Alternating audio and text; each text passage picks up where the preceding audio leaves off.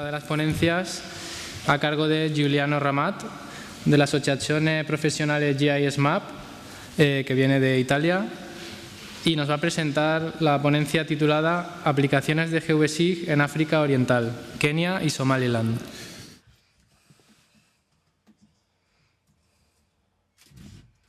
Buen día. Lo siento por hacer mi ponencia en inglés, pero como se trata de proyectos que se están desarrollando en países de habla inglesa, me parece justo de hacerlo en su idioma. Bueno, I'm going to speak to... Bien, voy a hablar sobre dos proyectos en Kenia y Somalilandia. Aquí tenemos los autores, yo mismo, Antonio Falciano, que se ha encargado de la implementación GIS, y Mauricio Foderá, que se ha encargado de las actividades de formación. Este es el primer proyecto en Somaliland, Somalia, con fondos del proyecto Habitat. El principal objetivo es implementar y modernizar el sector de todos los municipios locales y el de las ciudades más grandes de Somalia.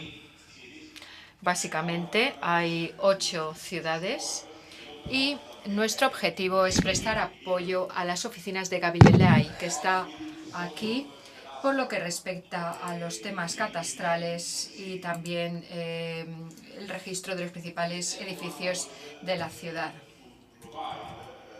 El segundo objetivo ha sido proporcionar al personal del ayuntamiento una herramienta de cartografía y estudio de los bosques ubicados en la zona sur de Kenia, cerca del lago Victoria. Este proyecto recibe financiación europea y también del trabajo de ONGs de la zona de Bolonia, en Italia. El principal objetivo de la consultoría es proporcionar al partner local un producto GIS fácil de utilizar y de actualizar. El socio local no tenía ningún conocimiento GIS, ni GPS, GPS, entonces empezamos desde cero, desde el punto de vista del usuario. En ambos casos solo había algunas fuentes de datos con mapas de papel, documentos escritos, o sea que ha sido una muy grande mejora pasar del papel a los servicios de información electrónicos. Además, hemos intentado desarrollar estas tecnologías y queremos que se desarrollen al máximo para que sean sostenibles de cara al futuro. Y hemos hecho mucha formación. No queremos dar un producto a los usuarios si no son sostenibles. Y sin formación, en nuestra filosofía, no es sostenible. Estos productos pueden replicarse en entornos vecinos muy similares, como en Kenia, donde hay mucho bosque, y en otras ciudades que puedan doblar esta herramienta. Esta información puede vincularse con datos y procedimientos ya existentes. No se trata, por tanto, de una aplicación aislada, sino que se vincula a lo que ya existe. Puede customizarse en gran medida y además estar disponible en distintos idiomas como el somalí, para que lo puedan entender los ciudadanos. En ambos casos proporcionamos medidas precisas para zonas urbanas y rurales. ¿Cuál es el flujo de trabajo de las actividades? En primer lugar, partimos de la formación. Como he dicho antes, no hay ningún conocimiento previo con anterioridad a las actividades. Por tanto, se da formación y también formación en el puesto de trabajo, en campo y en clase, en el aula. Mientras tanto, empezamos también a desarrollar una versión portátil del GeoBSIG 1.12 con una interfaz de fácil manejo por el usuario, porque no queríamos que nadie se asustase. Las personas, los ciudadanos, empezaron a hacer la recogida de datos. Nosotros empezamos a comprobar esos datos y a partir de ahí comenzó la entrada, la aportación de datos en el sistema GIS y después proporcionamos consultas personalizadas. Como he dicho antes, aquí tenemos la formación SIC y GPS en 3 semanas con distintas sesiones. Como vemos, vamos al campo, salimos al campo, son técnicos locales y también proporcionamos asistencia remota durante la formación y después de la formación.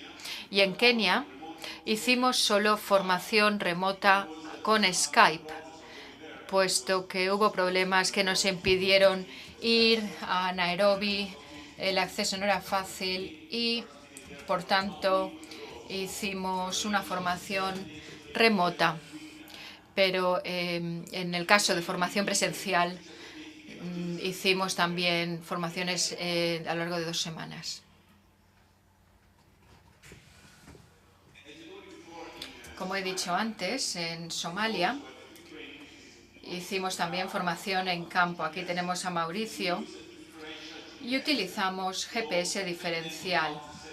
Les enseñamos a los técnicos a cómo montar la estación principal, cómo recoger los datos y también recoger los datos en puntos accesibles, en los puntos adecuados y cómo ir alimentando los formatos básicos, rellenándolos. El objetivo era crear una especie de catastro y por eso tuvimos que utilizar GPS diferencial. Pero el riesgo de errar en 1 o 2 metros es grande. Y es grande para el catastro, por tanto utilizamos GPS diferencial. Como he mencionado, siempre compartimos la información con el socio local. Les proporcionamos los impresos, los formatos, les explicamos todos los campos de este formulario, unos formularios de sencillo uso con textos sencillos. Es muy fácil cometer errores si se escriben de manera diferente, si se tiene que escribir con letras. Por tanto, intentamos incluir casillas a marcar en la medida de lo posible para minimizar esos riesgos en la escritura. Aquí tenemos un ejemplo de recogida de datos en campo. En estas fotografías, vemos el interés, la curiosidad que causa ver a los técnicos. Y vemos que hay distintos instrumentos según el entorno. En el bosque, por ejemplo, vemos que el GPS normal, una estación básica, se iba a un punto concreto para definir el radio de la parcela y después se recogía la información y los datos. En Somalia, los puntos coincidían con las esquinas de los edificios en las ciudades y recogíamos datos demográficos, cuántas personas había en cada hogar, cuál era la actividad del cabeza de familia, cuántos niños. O sea que no se limitó a información catastral, sino que también se realizó una especie de estudio socioeconómico con esta recogida de datos, estudios que se pueden utilizar a otros efectos. Recordemos además que este proyecto tenía financiación de la Unión Europea, por tanto es información útil también para los donantes. Flujo de datos y gestión de los datos. Los técnicos iban al campo, recogían los puntos GPS 3D, después hay una herramienta muy sencilla que guiaba al usuario a través de todos los procedimientos, evitando así que tuviesen que hacer la búsqueda ellos mismos, simplemente eligiendo la herramienta, la extensión de 3D a 2D. Y así con las etiquetas, con los nombres, se veía rápidamente el nombre de los puntos y luego se hacían los polígonos, los límites de las propiedades de las casas. Luego se unían todos esos polígonos y se realizaba la introducción de los datos. También por lo que respecta a las zonas forestales. Y luego tenemos estos programas de fusión en los que se aunaban todos los puntos y a partir de ese momento se iniciaba la introducción de datos en base a los formularios. Aquí tenemos el programa de fusión. El sistema automáticamente después sugería el programa a utilizar con los datos recogidos para así utilizar los mismos datos, los mismos campos a nivel de introducción de datos y evitar que se perdiese información. Hemos desarrollado estos formularios partiendo de los Navtable Forms. Estos formularios Navtable permiten un manejo sencillo y bueno, se podían cambiar los valores de los dominios, había unas reglas de navegación. Hemos definido en un primer momento un modelo de datos con el partner local para identificar la información a recoger, cómo recogerla, cómo vincularla y cómo introducirla en el formulario. Después definimos estos formularios consiguiendo una máxima simplicidad para los técnicos cuando iban al campo y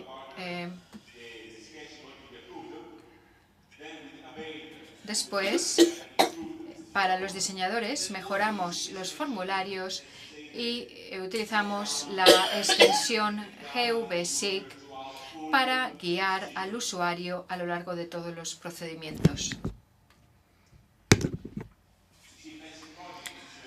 Vemos aquí el Pencil Project. Se puede utilizar con todas las plataformas Linux, Windows y es muy útil porque también te proporciona hojas de cálculo, archivos en otros formatos que se dan al usuario local y con este formulario es mucho más fácil recibir sugerencias, hacer comentarios, hacer propuestas.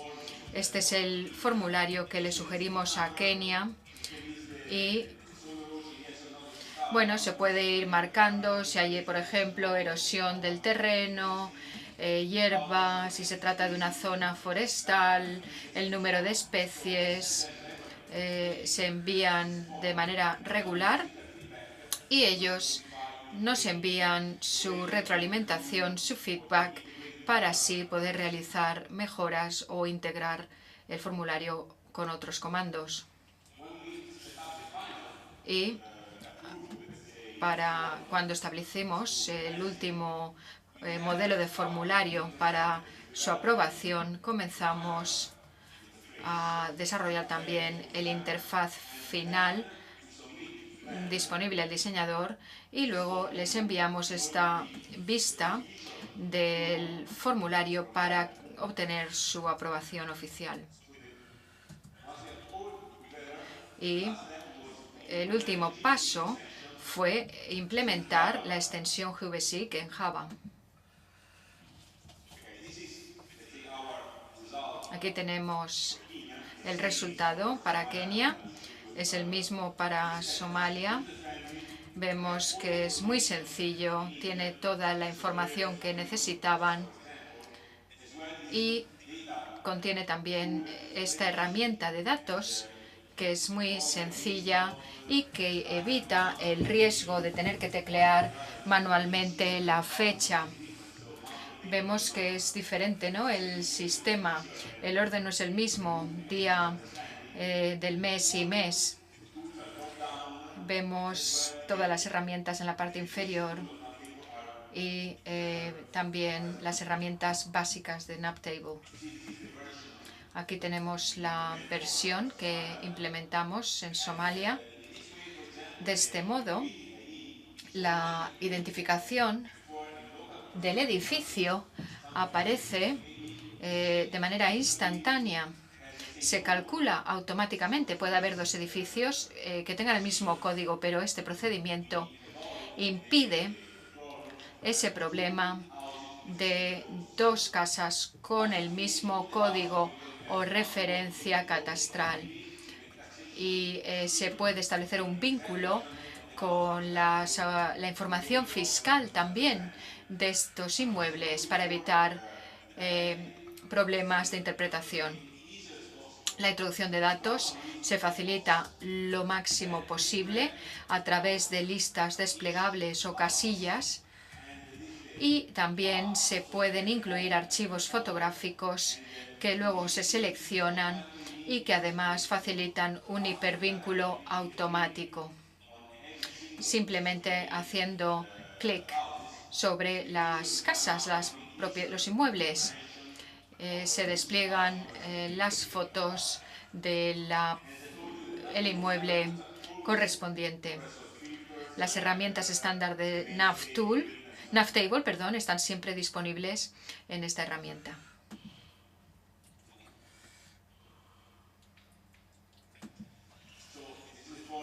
Aquí tenemos el formulario. En este caso es para una zona forestal.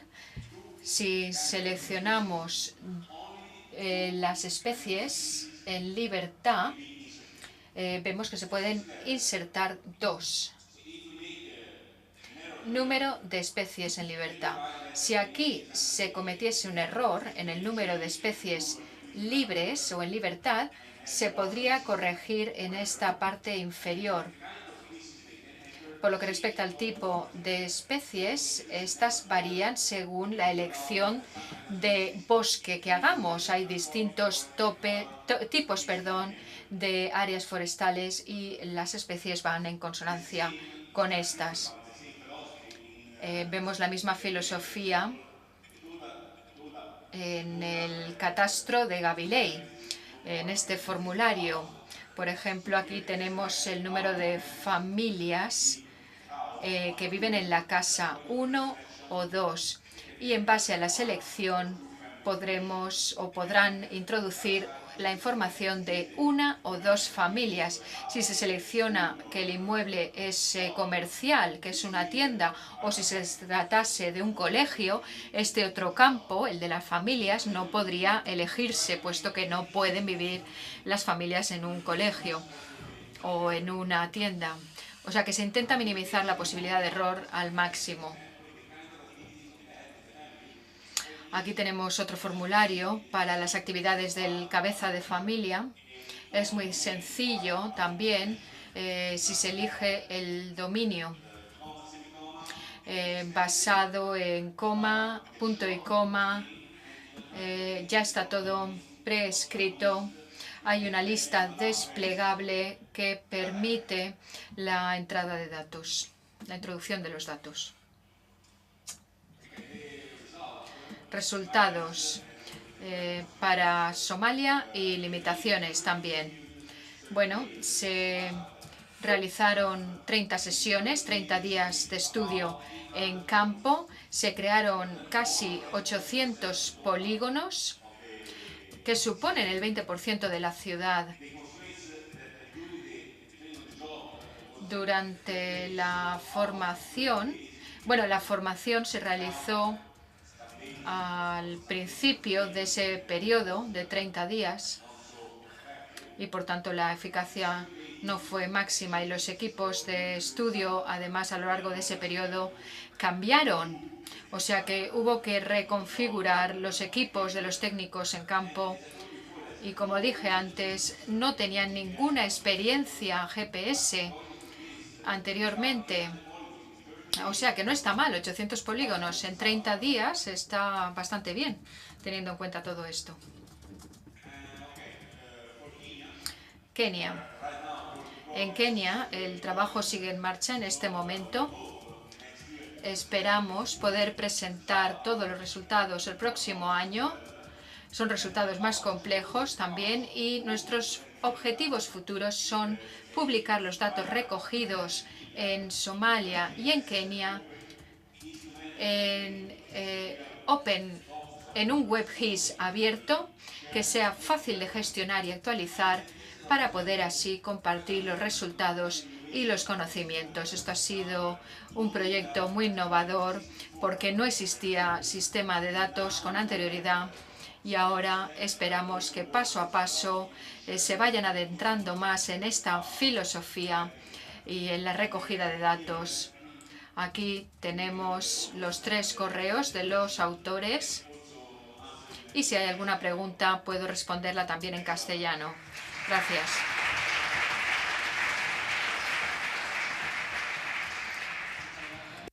Muy interesante la presentación también. Y las preguntas las dejamos para el final de las 3 presentaciones. Vamos con la última.